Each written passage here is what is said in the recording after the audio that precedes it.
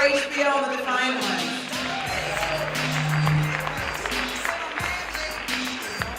I hope you enjoyed this film.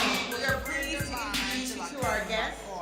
They're here to discuss the film. We're going to have a very spirited discussion about this. I'd like to introduce to the stage Dr. Henry Louis Gates Jr. and Miss Marcyliena Morgan. Thank you. Thank you very much. Wasn't that fabulous? Oh my God, I loved it. And when you see the other 3 hours, you'll love it even more. This is Dr. Marcyliena Morgan, the founder of the world's first and greatest hip-hop archive at Harvard University. Give it up for Marcyliena Morgan. And she had the vision to create the hip-hop archive before anybody, when I didn't even take hip-hop seriously, which she always reminds me of. Not anymore. Not anymore. I was struck by the role of Jimmy's father, whom we didn't see. But remember, he said, his father always said, when you enter a room, you make the room better. And Dre's mother, you know, that she had a choice. She could have said, get a job, you know, go work at McDonald's. You know, you got to get a life. And instead, she brought him that, you know, that piece of equipment. Talk about that for me. You know, talk about the parenting and the role of parents in success. You know, I've been working on hip hop, and by working on it, I mean not simply researching, but looking and noticing what people were doing. I was in LA at the time that they're talking about, and it's amazing to me how much of that I knew was happening sitting at UCLA, just because everybody I knew and was working with who was a teenager, they were so invested in what was happening to their world and to their lives, and they had a strong sense of that. One of the things that also surprised me was how much the parents supported the work of the kid who loved hip hop. I think, you know, you think of the stereotypes about African American parents, and you think of the stereotypes also about working class Italians, Irish, etc. At that time when in the 50s, when Jimmy's coming up. There's this notion of this isn't being done, you know, your show of love is not the right way to show it. Your your support is not right in some way.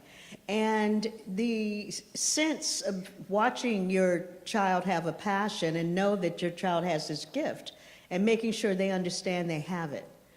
And that you show them support for it as much as you can, I think, is something that they both share and saw in each other, as you know, when they began to really begin to work together. Talk to us about the difference in the generations of black musicians. You know, I'm a Sirius XM 49 Soul Town. It's like soldered on my radios in my car. It drives my partner Mary from Who's Cuban Crazy and all my friends. I have dinner with her and her husband, Professor Larry Bobo, every Sunday, and I insist on listening to Soul Town. It's my music, you know. It's a 60s music, 70s music, but the relationship between, and I worship Smokey Robinson. You know, I won't give you a lecture about it, but their relationship to technology was quite different than the relationship of technology that hip-hop artists. Explain how that happened. Oh, I think, you know, I think you have to always, when you think about it, put Stevie Wonder in. Because you see technology coming in through him in a big way. You also see it coming in through a number of jazz musicians. They're changing the horns, they're changing, you know, the instruments that they're using, and they're playing with acoustics in different ways. And some people disagreed with that. I mean, a lot of discussion and argument about what it means to introduce those sounds.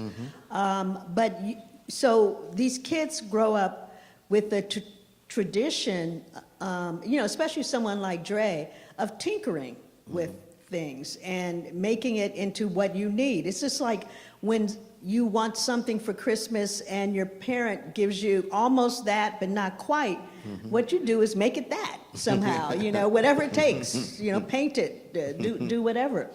And so that tradition gets played out a lot and really supported.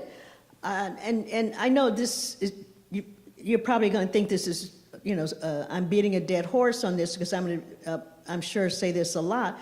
But what I think we have to do is recognize at an earlier stage the brilliance around us of the young generation, because they start, Dre starts and Jimmy starts at a time when there's incredible criticism, more criticism for African Americans than for, you know, white working class people who are making records.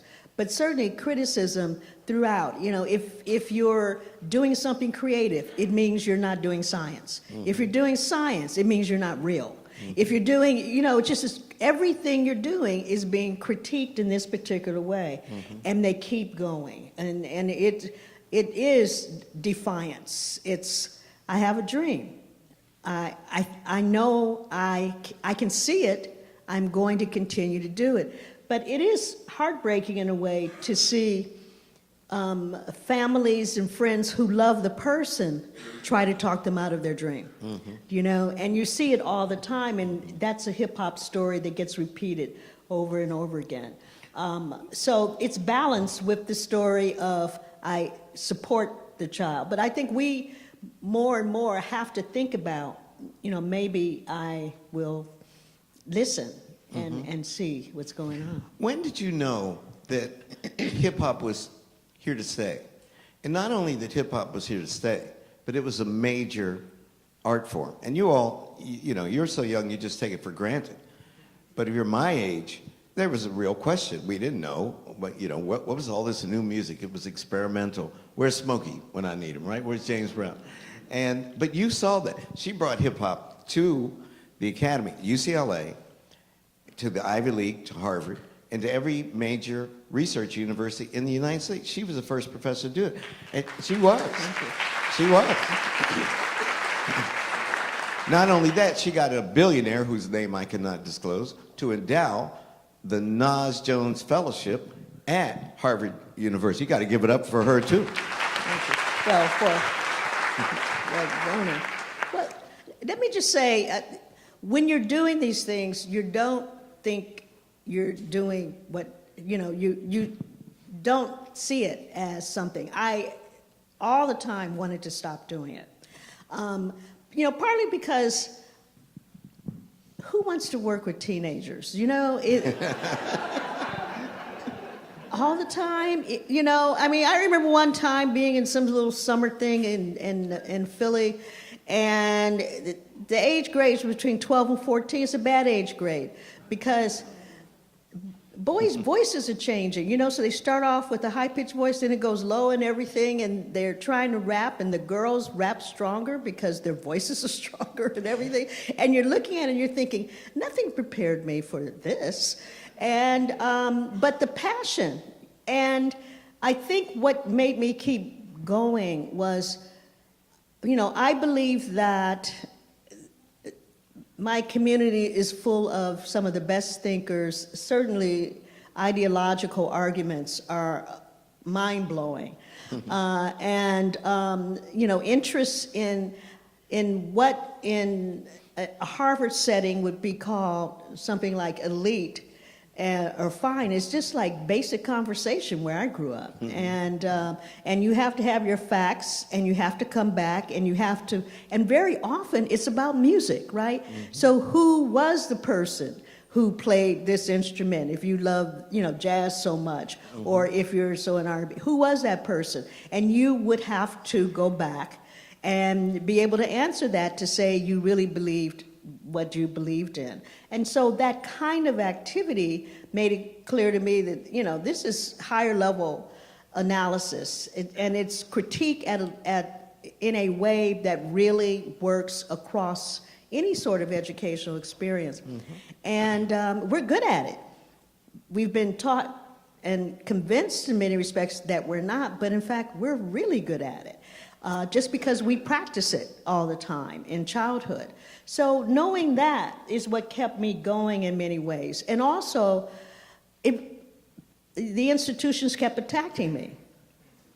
And every time they would attack me, I would think, you know, you can't just come up in here and do that because young black kids created something that you hate that your kids love. I don't think so. You know, it's just like that's what was happening. We talk about hip hop now as the #1 music. In 1992, it was #1 for the younger age group. 1992, all the polls showed that's what they were listening to. That means all the white kids. Now, what's good about it is that in many places now throughout the world, in corporations, in hospitals, you've got generations who've grown up on hip hop. And that's a good thing. And their notion of what happens in communities and in the world and in life is at least enlightened to some extent about that. Now, I do want to say, especially if you're talking about someone like Dre, that it isn't always pretty, and neither is life.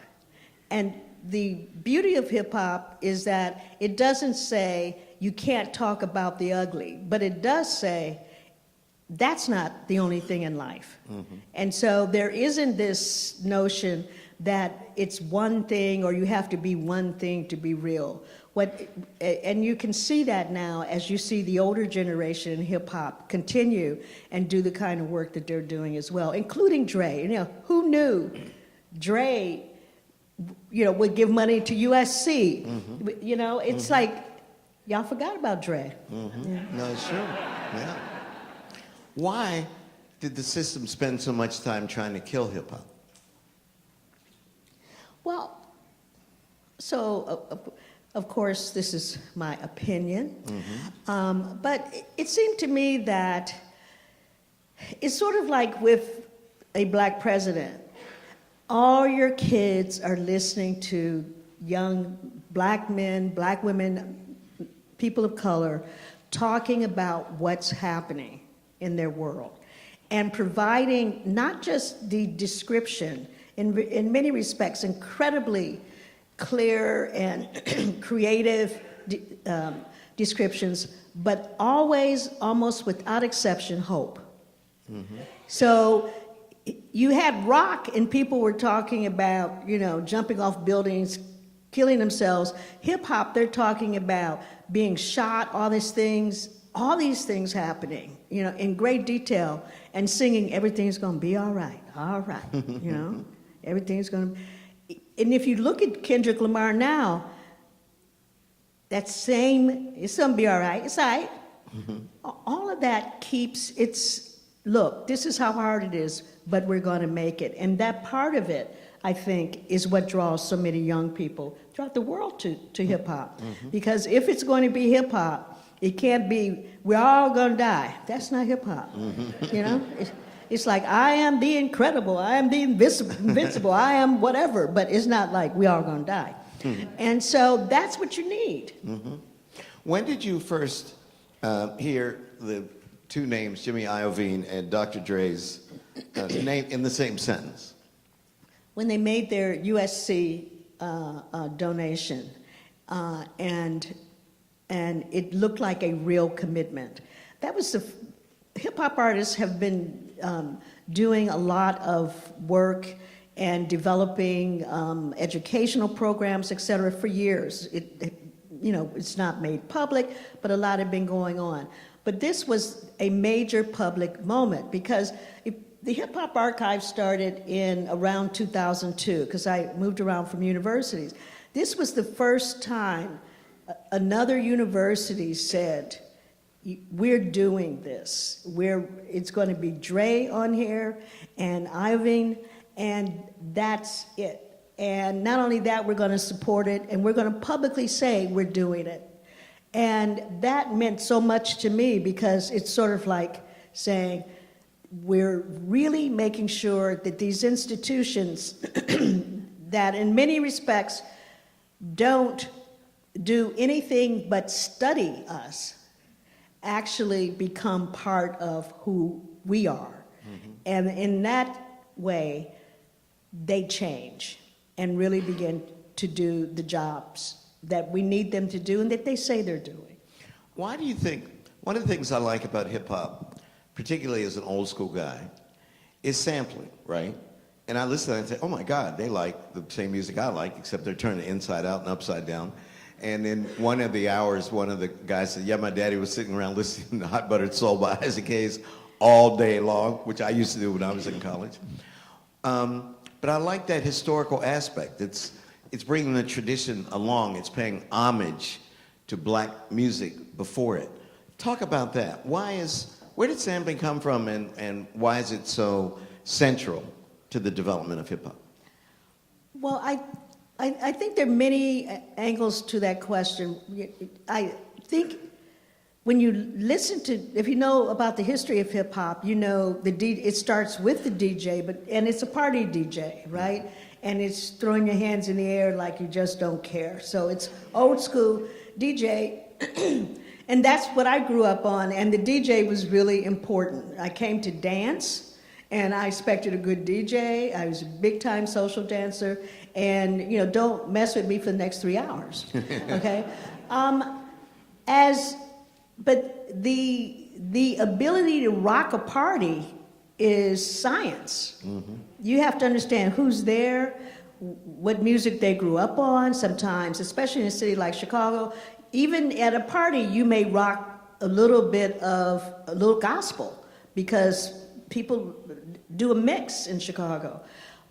So when you're growing up and you're hearing your parents' soundtrack for their generation, and you start doing, bringing in the lyrics of the MC, who frees up the DJ, by the way, because once people start focusing on the MC, the DJ can do a lot more because they don't have to carry the entire thing. You're also listening to this MC. And so the DJ becomes even more important because the responsibility of the DJ is to represent your world, your history, your science, your culture. So it's a cool thing to go back and bring in just a little Nina Simone, because your mama's gonna smile, you're gonna know, you find out who she is and you're cool, you get all these points, like deep coolness. And there's nothing, I ascribe to deep coolness. And so it's like, if I can get some of that. So you have all these things. And then you begin to really focus on, especially most producers actually are also musicians at some level. And the majority of them are. And they have that background. And so they are listening to other music because they're trying to outdo each other in terms of the samples coming in. And the question is, do you recognize it? Do you hear it? Do you hear the ancestors? Do you hear the protesters from the 60s? Mm-hmm. Do you hear that jazz album that everyone's saying? Do you hear the Stevie Wonder voice or the beat? Do you hear your mother cry? That's what it is. Mm-hmm. It is science, as they said in the film. And that is what makes sampling so amazing. At Harvard now, the Loeb Library at Harvard is now archiving hip-hop based on producers' assessment, mainly Ninth Wonder. And it is about looking at the production. And it's in a section of the library where there's a lot of African music, Caribbean music, jazz, et cetera, that they bring out so you can see all the layering going on in terms of how sampling actually works. So they're deconstructing it. Absolutely, absolutely. What do you think, look at these two guys, first billionaires in the history of hip hop, right? What do they have in common? What drew them together? What complements their genius, do you think?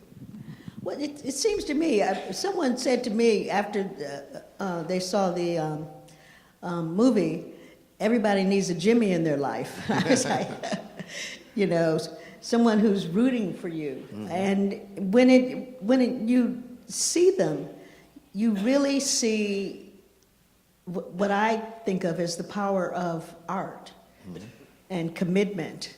And you know how sometimes we say, you know, art, this whole creative stuff isn't important, it doesn't mean anything, it won't win a revolution, you're not going to be really rich. Well, clearly you can be rich. But what it does is really show us that there's some passion going on, and there is this sense of doing something and doing it right in terms of what right may mean in 1990 and what it may mean in 2010 in terms of technique. That change is a part of it. And that both of them have been able to deal with change, and both of them have been able to deal with many faults, many failures. We know more about Dre's failures than we know about Jimmy's failures, and major, you know, mistakes and things like that. And that you keep going, you work through it, you don't act as though it didn't happen. You may in the beginning, but when you're young, you do things like that. But you can grow, you know, and I think that that is one of the things that's amazing. And what I really like about the film is that it tells us so many things that we didn't know. You know, we knew just the surface of these stories. And to see this and to watch them talk about it and deal with both their successes and failures, I think becomes really important for so many to see, because these days so much information comes at a superficial level, at a general level, because people are just texting and not going deep into things. And to see this, I think, really brings a level that is really important. Well, talk about that for us a little bit, about the role of scandal in their lives. Well, you know, I think one of the things that we seem to focus on, and there are all these programs on TV about it, is scandal, right? So TMZ wouldn't exist without scandal. They're looking for it everywhere, and they're discussing it, and is this happening or that happening? And it's also online. I think what happens a lot is that the opinion about it becomes very important, especially when you're talking to teenagers.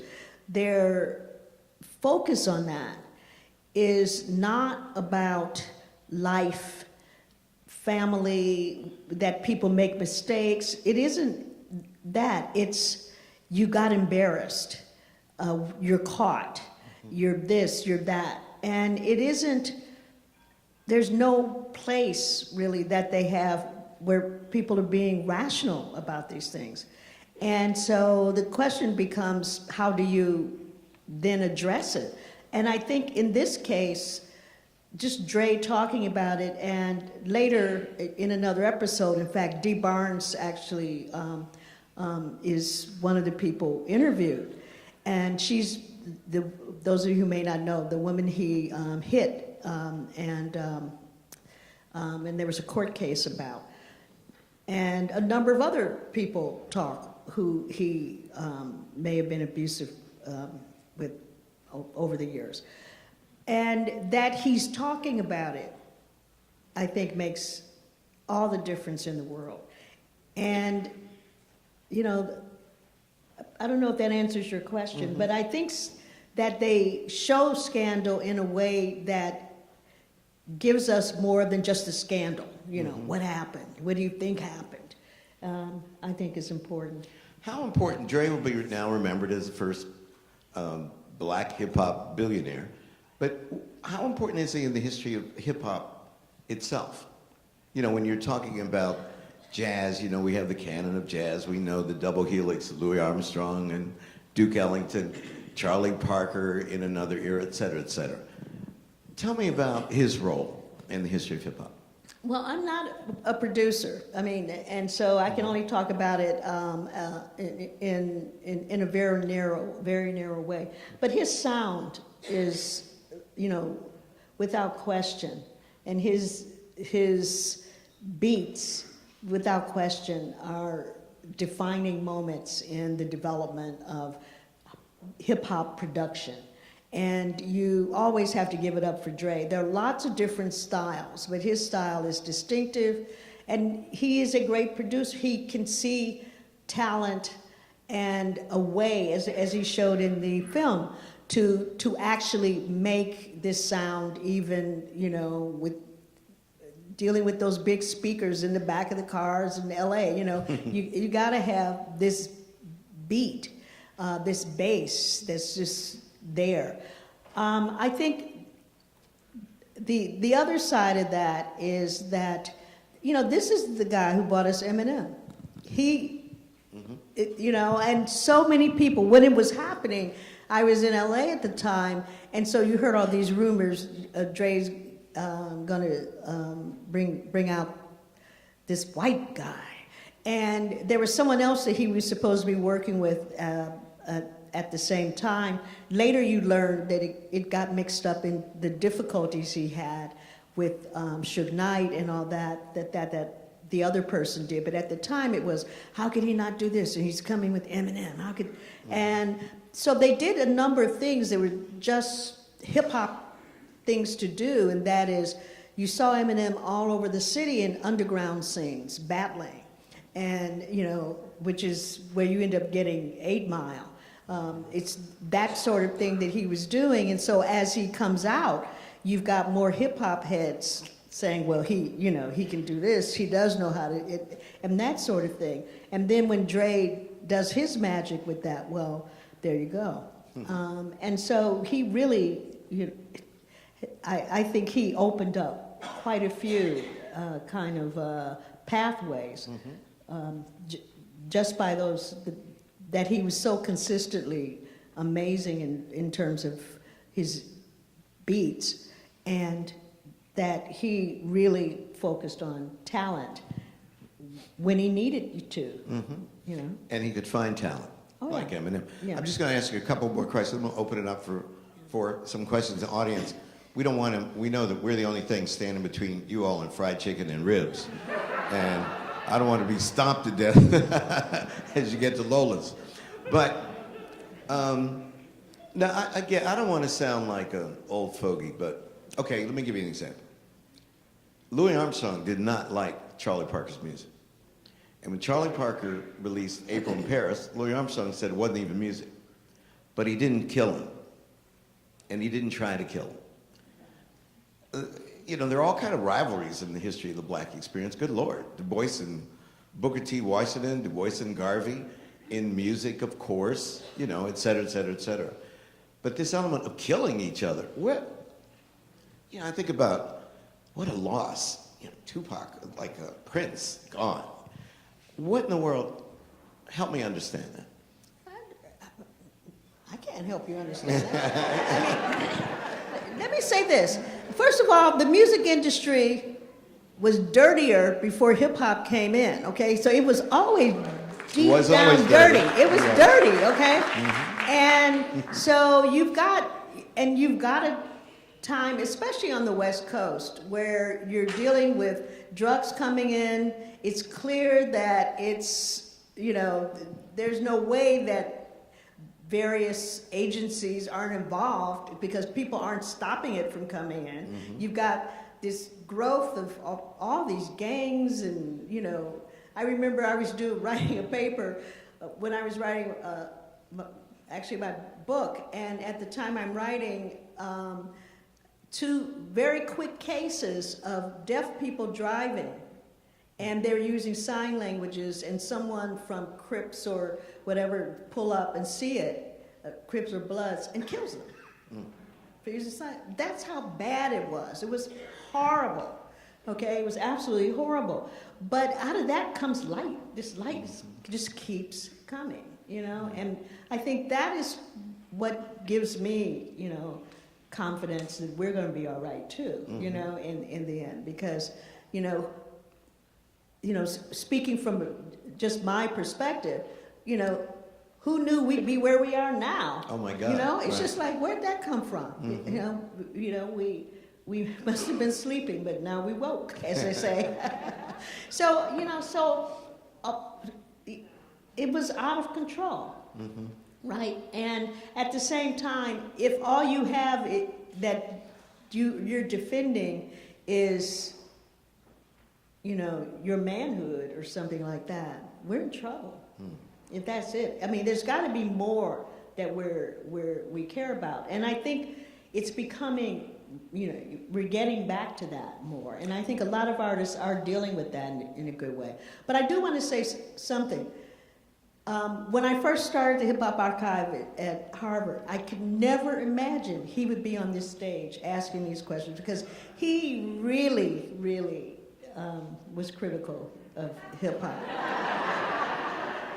However, have you ever heard of Two Live Crew? Who was the expert witness that got Two Live Crew off? Ooh, wonder who that was. No, you know why? It's not like I particularly like the music, but of all the people talk dirty in the United States and they arrest 2 black guys, what's wrong with that picture, right? That's about racism. And I'm always going to stand up for the race, always, and for freedom of speech. And that's why I testified for Luther Campbell, and I'm proud of it. It's a good thing. Then we'll take it to the audience, but can hip-hop play a role in defending our people from the onslaught that is coming in this Trump administration? The latest thing is they want to dismantle affirmative action. Without affirmative action, I wouldn't be here. And I don't think many black people in this audience would be here. And if there are any white women in this audience, y'all wouldn't be here either. Because affirmative action enabled our success and our social mobility. And now, that's the latest on Trump's list of, attack. So will hip-hop step up to the plate? Hip-hop is up, and running.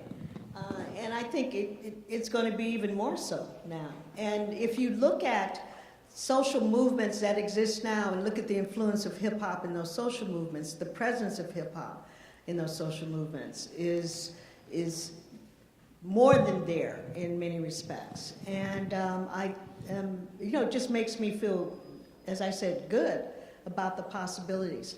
I'm not overly idealistic about it. As you said, today it's affirmative action. But at the same time, it doesn't seem to me that what's happening is that they're going in, we as the younger generation is going into a deep depression, and they're not going to do anything or notice anything or say anything or stand up. I think just the opposite, that more and more they're talking about things and doing things, and trying to figure out how to really respond to this, because I think it really is our responsibility to respond like crazy to it. I think we're much too polite in trying to make sure we don't ruffle, because they're coming strong at it. Oh, big time. Everything, This is as severe in our history as the rollback of Reconstruction was, starting in 1877.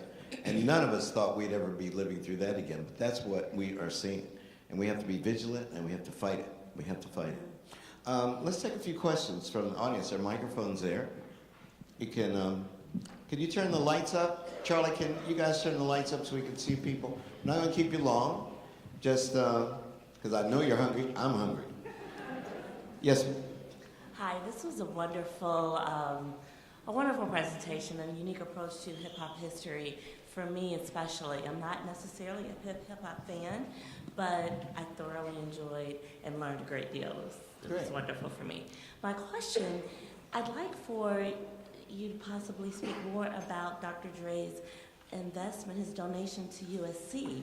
And I'm asking, as the mother invested in, I have 2 children at Howard University. And I'm wondering why that donation. You said, why Southern Cal, not an HBCU? Yeah. Okay, Marcy, what do you think? Yes, so I think we should really be asking why some of these HBCU graduates aren't doing more, okay? I think that's what we really need to do, okay? Because I do think that money's coming their way, but I also think we need to put more pressure on ourselves and those who went to HBCUs, because the hardest thing to do is to teach a hip-hop class at HBCUs, still today. You mean getting a permission to? Getting permission to teach one. And it's unfortunate, but it's true. And, you know, the other thing is that, you know, this guy's from Cali. And I would have been upset if he, you know, done nothing, you know? And that is what really bothered me. I think his making that move is really encouraging other artists to do things in other colleges and universities. And some are doing things at HBCUs now, but no one, very few people have Dre's money, right? So it's not going to be that much. But as long as people are doing things, and students, you know, the question is always, Hip Hop Archives at Harvard. People say, why is it at Harvard? Why is it there? I'm like, where do you think it should be? You know, where do you think it should be? And if you think it should be where you are, then get one there, okay? Right. And let's all do it, okay? Because we all have to do it, is my thing. So SC means it got press, it got this, it got that, there's a lot of money, and now it does mean that at other places it's easier to do it. That's right? true. And so once you set up the model. Yeah, once you set the model, it's easier to do it. And I'm like, okay, everybody, let's, you know, party on, let's do it. So, Howard, we want him to give it to Harvard. That's a lot of money. Yes. Yeah, Mr. Morehouse man. Yes, sir. Man of Morehouse. I'm not a Morehouse man yet. But to comment on, I just want to add my little 2 cents to the last question you brought up about rappers and stuff speaking out against the issues that are coming up. Right. I think there are rappers, I mean, and a lot of rappers are speaking up against this issue. It's just that you can control what you put out, but you really can't control what people hear, or what audiences listen to. That's true. And so what a lot of people hear, and I have this discussion with my parents a lot, what they hear on the radio is, and what they hear when they're listening to stuff in the mall and stuff, is usually the bad stuff, and the stuff that could influence you to go in a different direction than the good stuff. And when you usually have to look for the stuff that would give a positive, you know, positive spin on these issues. But my question to you, I just wanted to add that. My question to you is, with you know, success, there's always resistance. And so, what resistance were you met with when you were trying to bring the Hip Hop Archives to, Harvard? well, you know, very quickly, everyone attacked it. Especially New Yorkers, okay? They really went at me, first of all. Secondly, hip-hop heads attacked it. And, you know, the one thing I will say about Harvard is that for the most part, I had support. In the department I was in, it was just 100% support. But the attacks occurred. At the same time, I was fortunate in that I negotiated a contract where it was going to be there, okay? It was like, you know, at one point I got paranoid. I was like, well, it'll be gone if they kill me, and maybe they really want to kill me, you know, or something like that. But this is part of the reason why, you know, I tend to take a hard stance. It's like, it's hard. If you're trying to change something and move something in, because hip-hop, if you know hip-hop, you know it's political, it's critical, it's coming at you with as much of merit. You talk about merit, it's just like if you don't have skills, you can't stay. We will get you off the stage, okay? It's that sort of thing, and it believes in that. And here we are at the best kinds of institutions, when I mean colleges, where it's supposed to be like that, right? You're supposed to be working hard. You're supposed to have all this going on. And you're coming at it like, you think of some old school poems and songs, but like these black kids don't know anything. And you really are dealing with all of that. But you have to be strong and know, you know, you've got your people, even though sometimes when you're supporting hip hop, you just put your head down, just like, you know, it's not all hip hop and that sort of, but you keep going. And think of all the love now people have for it. That more and more people are beginning to see it. More and more generations understand it now. And the world, outside the U.S., not only loves it, they use it, they need it as they go through and fight for their rights and things like that. And people forget how controversial jazz was. Jazz was called jungle music. It was associated with bordellos, with the house of prostitution in New Orleans. You all know this history.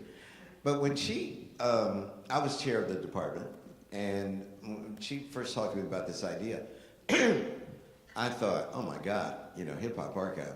But then I thought, imagine if some other genius in 1925 had gone to a chair of a department at Harvard or Howard or anywhere else and said, we're going to archive this new music because it's got a future that you can't even imagine.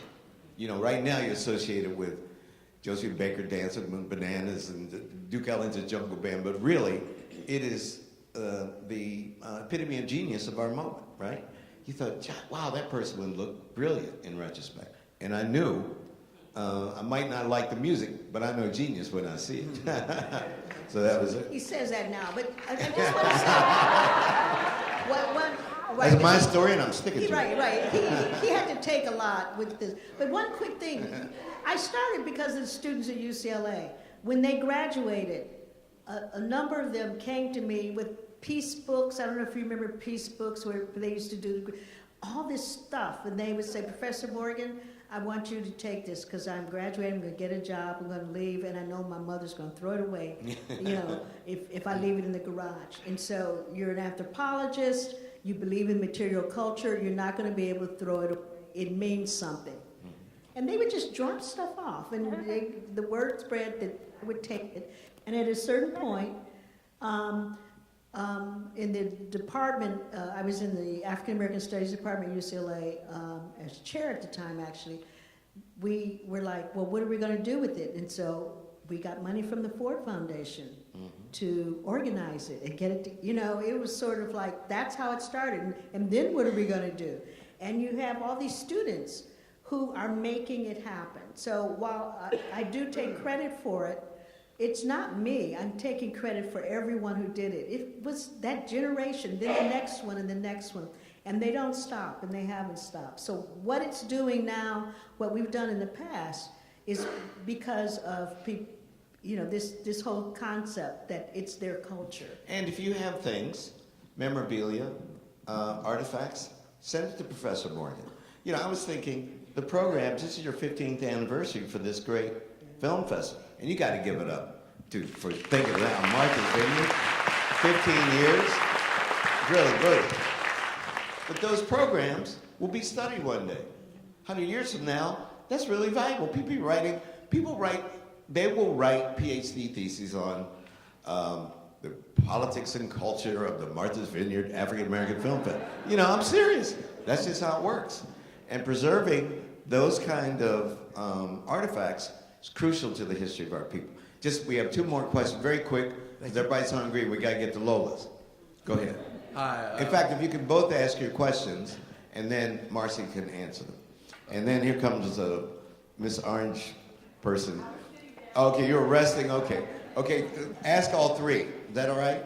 And then she'll answer. Go ahead. Okay. Hi. My name's Jordan. I'm a sophomore at Amherst College. And so I was wondering, you mentioned the fact that hip hop is now the most popular music genre, period. And so a lot of the hip hop sales today, especially, are driven by artists that people who grew up with hip hop don't even consider to be real hip hop artists. So I was just curious what your opinion on, people like Lil Uzi, who has a song that went triple platinum over the summer, or Lil Yachty, who had 2.5 billion streams throughout his maybe 1 or 2 year music making career. So what's your opinion on those artists, and how do you think they'll be remembered 10 or 15 years in the future? Okay.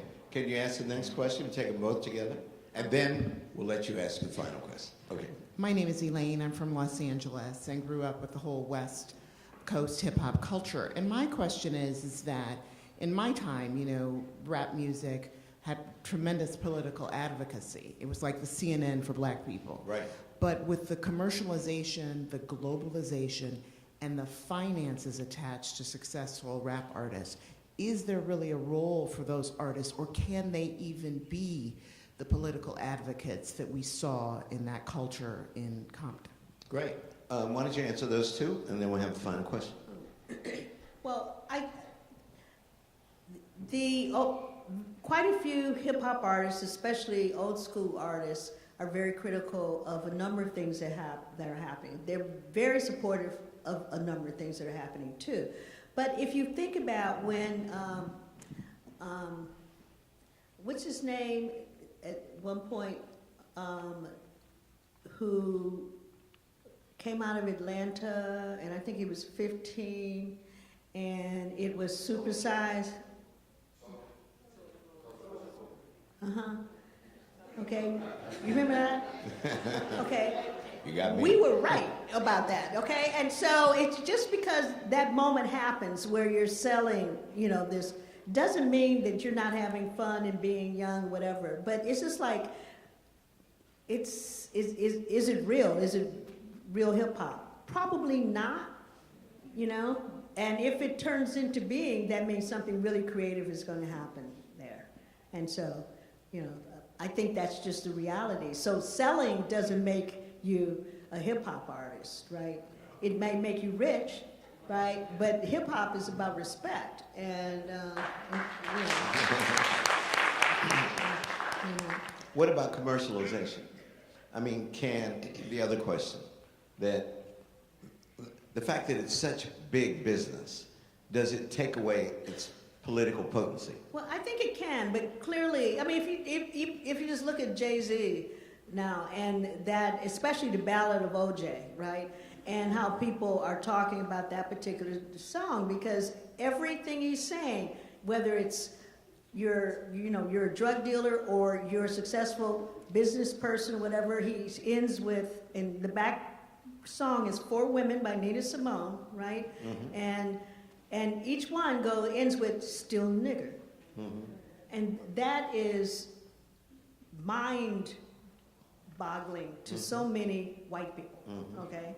When they hear it, because all the things that have been happening, and that song comes, it becomes a really important song, basically in the culture itself, not only in African-American culture, because it's not going away, these issues, these problems. And so I think that certainly you've got a younger generation doing amazingly progressive, socially conscious, and good hip hop.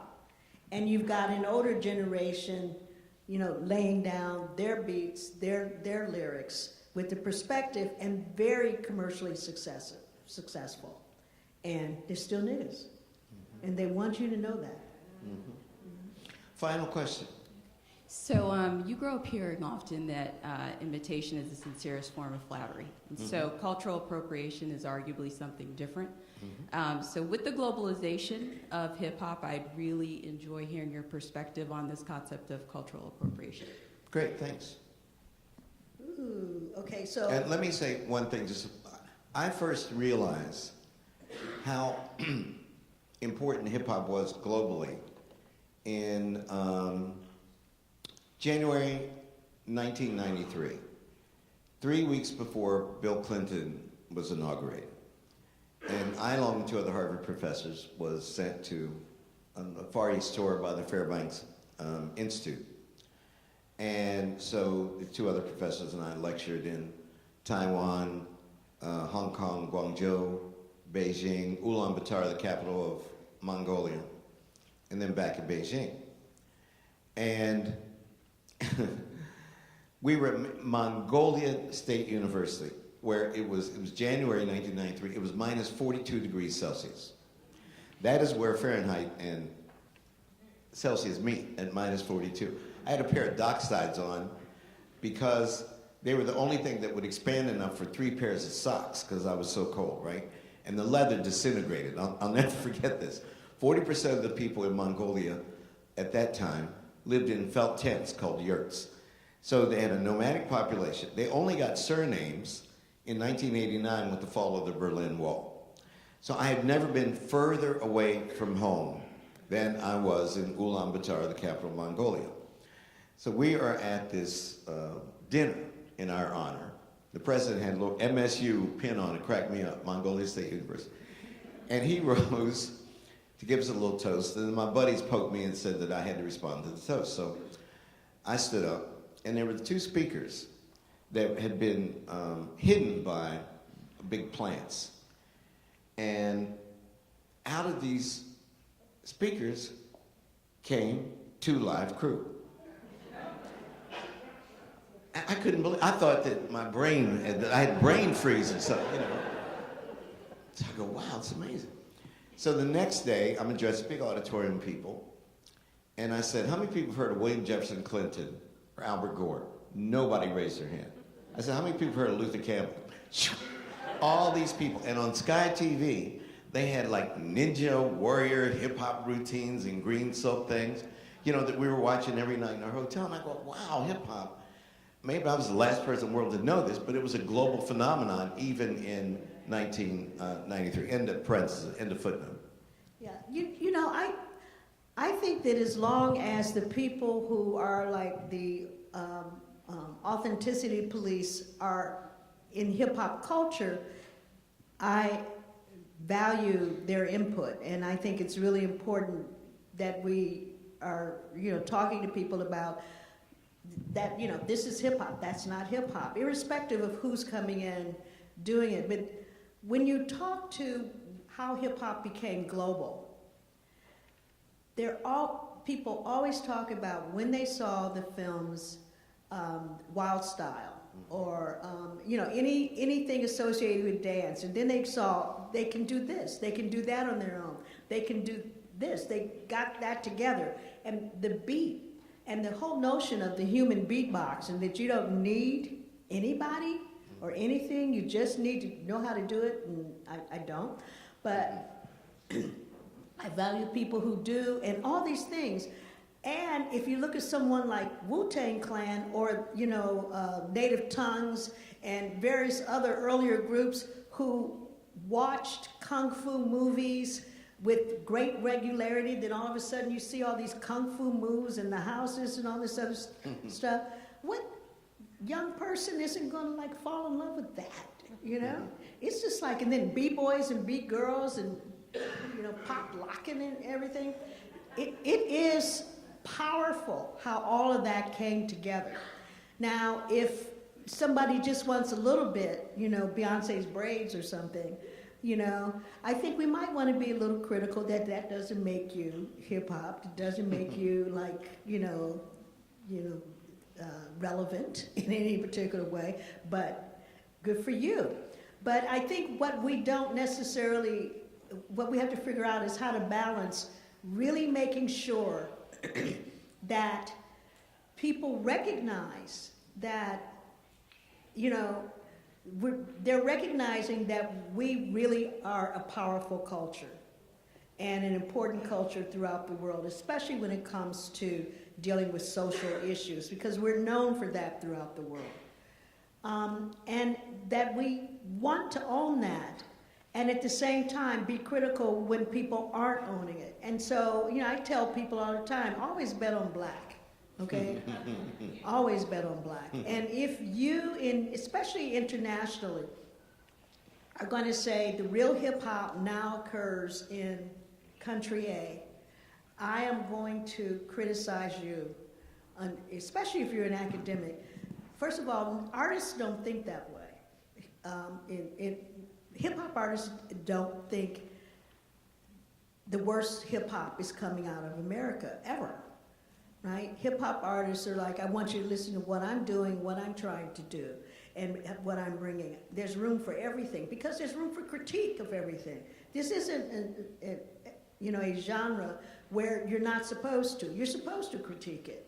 If you can't stand up and say, your artist is better than or should be listened to, then that's not hip hop. And so I think we should really take the power of that and get people to wake up in terms of what they mean and what they're saying, and understand what an insult is. Because a lot of times people don't understand, look, your insult, that's an insult. Just slow down, apologize, think about it later, you know, or something like that. But it's real, and I appreciate that. It's something, especially if you're working with those between teens and 20s, it's something they're dealing with all the time, because there's this certain style of appropriation that has to do with the Kardashians or something, you know. And, you know, it's like, when we had butts, it was a problem, you know. Now it's not a problem. It's at, you know, so it's at so many levels that we're dealing with it. Well, Alan Hughes has done a great thing in making this film. We encourage you to watch the other 3 hours on HBO, and the best thing about it is that he brought Marcy Morgan to the Martha's Vineyard Film Festival to talk to you tonight. Give it up for Marcy Morgan, please. Thank you guys for staying to the end. The conversation was riveting. Thank you, Professor Gates. We definitely appreciate this. And Marcyliena, thank you so much for your wise words. It was wonderful. All right, folks, so if you're going to Lola's tonight, please don't drive. Take a cab. Parking is going to be crazy. We've got HBO's having a party, and they've got D-Nice as the DJ. So let's go and have a good time. Thank you so much for coming. Have a great night. Yeah.